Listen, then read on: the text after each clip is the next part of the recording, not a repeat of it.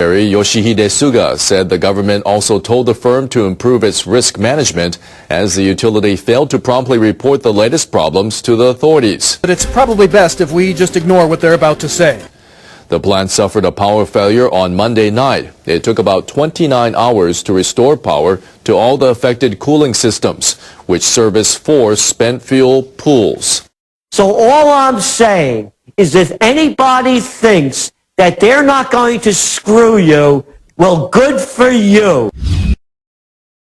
Crews in northeastern Japan have passed something of a milestone as they work to clean up the mess made by the March 2011 disaster.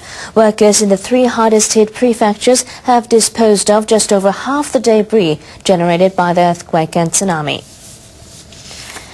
Government estimates 2 years ago suggested 16.3 million tons of debris were scattered across Iwate, Miyagi and Fukushima prefectures. That didn't include sediment that washed ashore. Environment Ministry officials say crews disposed of about 8.4 million tons of waste by the end of February. They've set the end of March 2014 as the deadline to finish the job. But they believe it will be difficult to complete the disposal on schedule in Fukushima, the location of Japan's damaged nuclear plant. Progress is slower there because some debris is contaminated by radiation released when reactors at the facility melted down.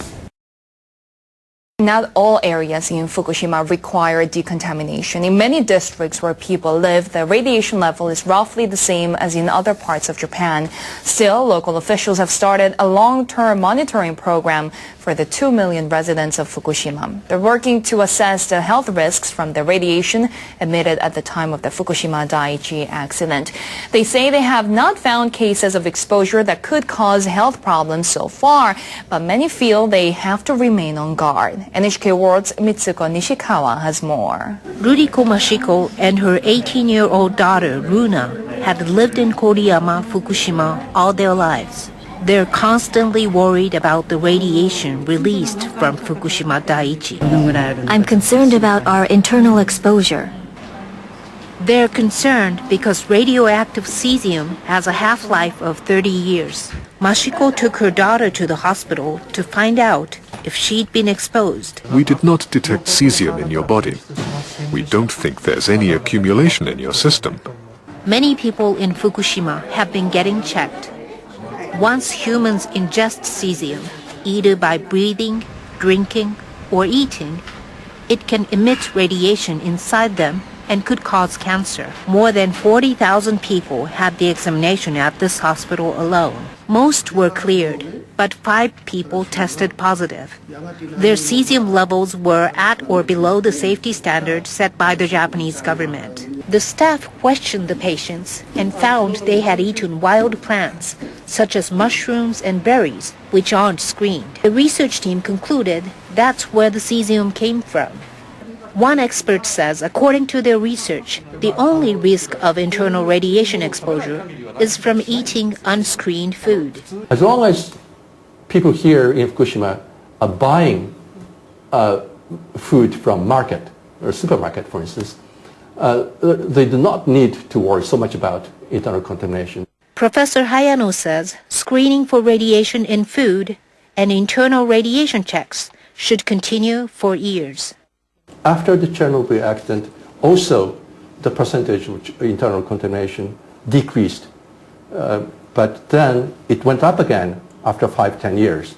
And we have to make sure that it doesn't happen here in Fukushima. Mashiko now says she believes the risk of exposure is low.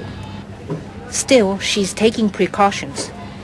She reads about what she buys, where it's from, and how it's tested.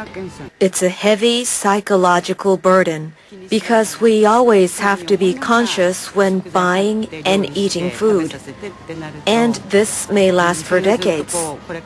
I feel insecure. Mashiko wonders how long she and her daughter will have to stay on guard. Many people in Fukushima are wrestling with the same dilemma, and likely will for years to come. First, the U.S. has been adding a fluoride to its public water supply for decades, and that's, of course, to prevent tooth decay. Well, now researchers from Japan are suggesting that we add lithium. So why is that? Well, they're actually not suggesting it, but they're certainly looking into it. Lithium is a medication that in prescription doses treats mood disorders in people with bipolar disorder or manic depressive illness. And what these researchers found in Japan is that lithium is present in trace amounts in the normal water supply in some communities. And in those communities, they have a lower suicide rate. And so they're really investigating whether trace amounts of lithium can just change the mood in a community enough to really, in a positive way, without having the bad effects of lithium, to really affect the mood and decrease the suicide rate. Very interesting concept. You know, it's the same reason why we put iodine and salt, fluoride in water. There's many different examples of when we put trace amounts of chemicals in the normal supply of food or water to help people's health. Right, although this is the first where they're actually affecting people's moods and, you know, the brain. So that, I'm sure, puts up a lot of red flags for people. So all I'm saying is if anybody thinks that they're not going to screw you, well, good for you. 2:46 in the afternoon. Shock waves from the earthquake reach the plant. The reactors active at the time automatically go into shutdown. Then the plant loses power. Generators kick in to keep cooling the reactors.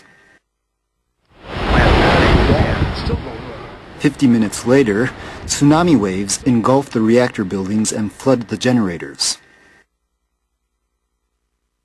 The plant suffers a station blackout, cutting out power to all cooling systems.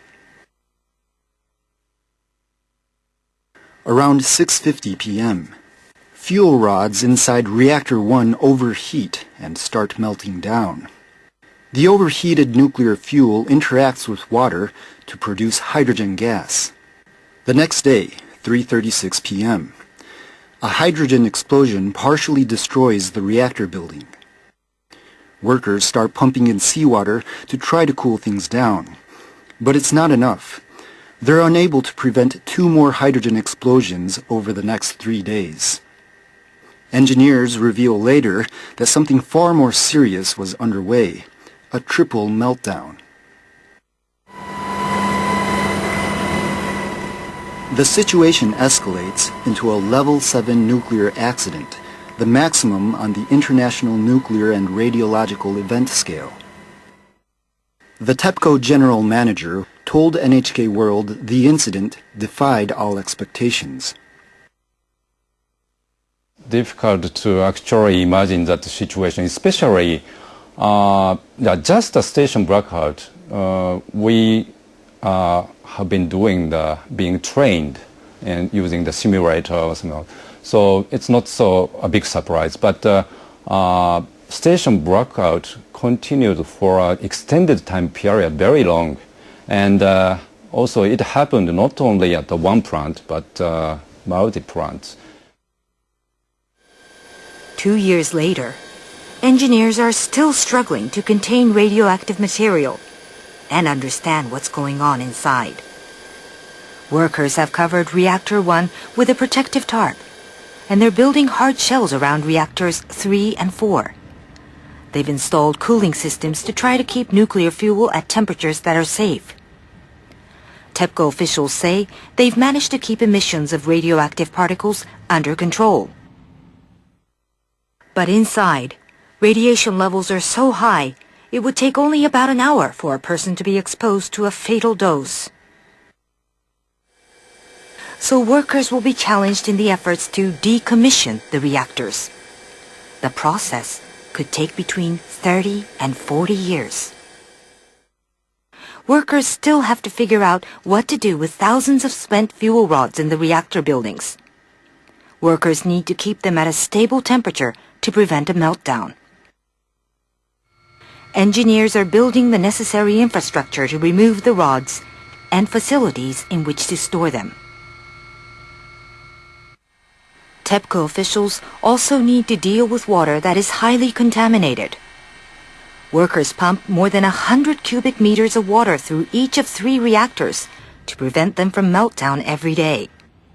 The officials say up to 400 tons of underground water seeps in on a daily basis. Engineers are racing to build additional tanks, but they're running out of space. More than 600 square kilometers of land around the plant is still an evacuation zone, and over 150,000 residents cannot go back home.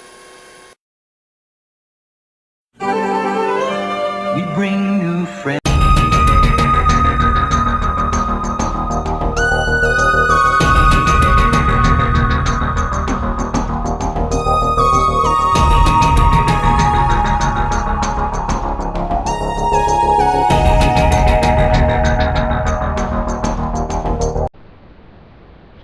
Live, this is One for the Record. I'm Diana, and today is March 24th, 2013, Palm Sunday. And here's your updates for today. First, we'll go to the Extinction Protocol 2012 and beyond. Magnitude 6 earthquakes strike Kuril Islands and Vanuatu. Alright, that's the only new stuff I show here for the Extinction Protocol, because it's Sunday. Okay, moving on. The Watchers watching the world. Far side active region shoots bright CME towards Venus. Heads up. Strong and shallow earthquake magnitude 6.0 struck Vanuatu region. Strong and shallow earthquake magnitude 6.1 east of Kuril Islands, Russia. Arctic ice breaks up in Beaufort Sea. Alrighty then. Moving on. Let's go to the breaking news. BreakingNews.com. Alright, today, 6 hours ago, tornado warning issued for Orlando, Florida area until 2:45 p.m. Eastern Standard Time. Sorry about that. I wasn't home. I was at work. So I didn't get any of these. I was out there. It was so windy and hail and crazy out here in the Space Coast, Florida. All right. What else? Orlando Airport during severe weather, tornado warning issued until 3 p.m. Eastern Standard Time. Eric Mortensen, that's what that's from. Alright, also 6 hours ago. So, St. Louis, Missouri entering its second straight hour of heavy snow and quarter-mile visibility. 2.5 inches of snow so far in the city. That's coming out of Breaking Weather. Tornado warning issued for Cape Canaveral area of Florida until 3:45 p.m. Eastern Standard Time. Here we go. 5 hours ago. 60-mile-an-hour wind gusts. 60-mile-an-hour wind gusts reported at Cape Canaveral. That was coming out of the Weather Channel about 5 hours ago. Also,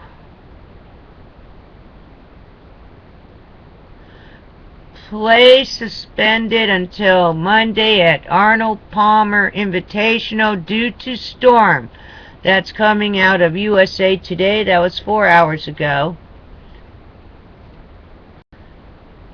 Severe thunderstorms hit U.S. Southeast. That was earlier today.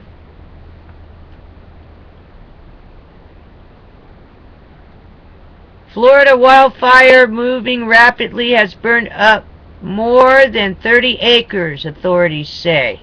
Heads up. It's coming out of the Miami Herald.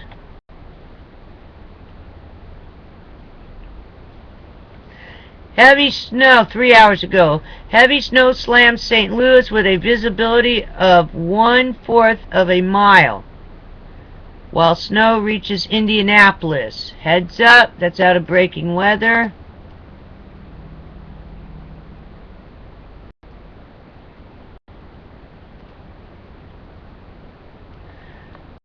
One hour ago, Indianapolis has received 2 inches of snow in less than 3 hours. Heads up with Indianapolis. Please be safe out there. That's coming out of breaking weather.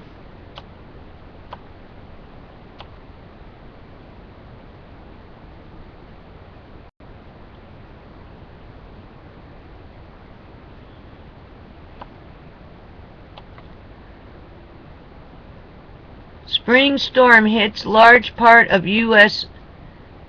today, 25 minutes ago. Getting reports of up to 14 inches of snow in central Illinois. Few places will finish with close to 18 inches in Chicago. 1 inch or less, 1 to 3 inches south burbs. Alright. That just came out 25 minutes ago. Also, more. Cyprus and EU agree on draft proposal to rescue banks, EU officials say. That's coming out of Reuters after they shut down the banks.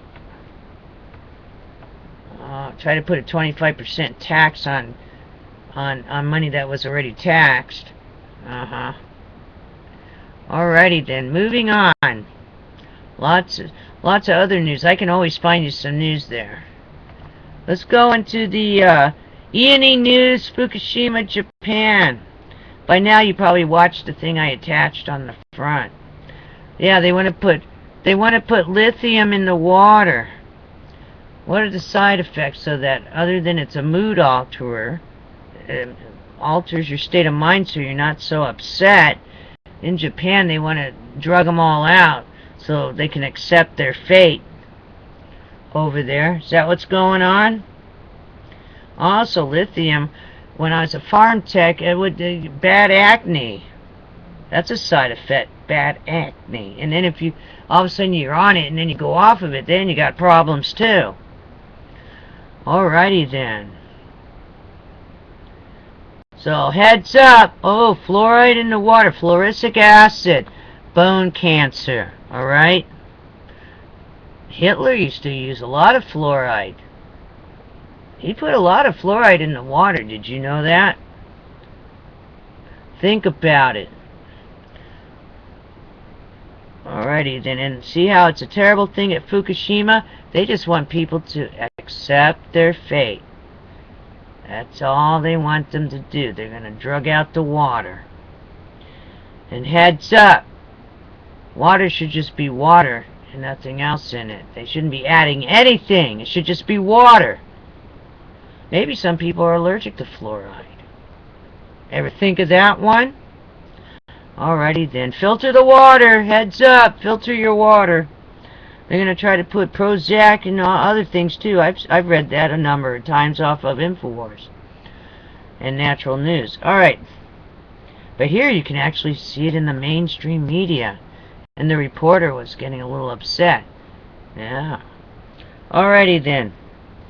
Fukushima, Japan. I'm sorry. I get all upset hearing these things. Alrighty. E&E News. Former Japan TV announcer. Problems with internal organs after eating radioactive food. And then it has in quotes, I'm sorry to worry you for being sick. Alright. Also, report females age 18 and over wanted for work at destroyed Fukushima nuclear plant. A job even women can do. It will last a very long time. You understand, it's just still leaking. It's just blurbing out. Every day. Every day. So every day it's a 7. So now we're up to maybe it's 10,000 on the scale of disasters. Alright. Show host during nuclear power special. I go to E&E News frequently. #1 problem in time slot. 3.5 million weekly listeners. See? Okay. Yesterday, 16 million becquerels per liter of cesium-137 in water at Fukushima Daiichi spent fuel pool number 1. More than in June 2011, almost 5,000 times unit force level, because it accumulates. It accumulates, and then they want to add lithium to it, yeah? It accumulates. Alright, U.S. Canada. And they're still storing the fuel rods. See, that's just one nuclear problem there. One out of how many are in the world? Alrighty then. Not very green, is it? It's not very green at all. Yesterday, Gunderson, it brought me to tears. U.S. students kept in classroom with radiation levels off the scale, yet kids of nuclear workers were evacuated. What is that? I'll say it again. Gunderson, it brought me to tears. U.S. students kept in classroom with radiation levels off the scale, yet kids of nuclear workers were evacuated. Also, yesterday, the Atlantic, this is on the Atlantic, U.S. government made nuclear power hearts using plutonium implanted in humans. What? Heads up! This is out of the Atlantic. I guess it's a magazine or newspaper. U.S. government made nuclear-powered hearts using plutonium implanted in humans. Okay, that's it. Also, I don't want to even talk about it. That's it. That's it. Is anyone getting the picture here? My goodness. Alrighty then. If you like Pink Floyd, Waters' video, if you didn't catch it yesterday, it's at the end of yesterday's video. You know, the Pink Floyd song Run Like Hell. Get the hint. Better start getting the hint. Things are getting crazy now. Alrighty then. Alright. It's 2 days down. It's Palm Sunday. Take care. Have a blessed rest of the day. And I'll see you again tomorrow. On the flip side, be ready for tomorrow. Here we go. It's another work week, school day, or whatever. It's Monday. And we'll start the countdown all over again. Please be safe. Be prepared for anything. And I got your backs. Alrighty then. Take care. See you on the flip side.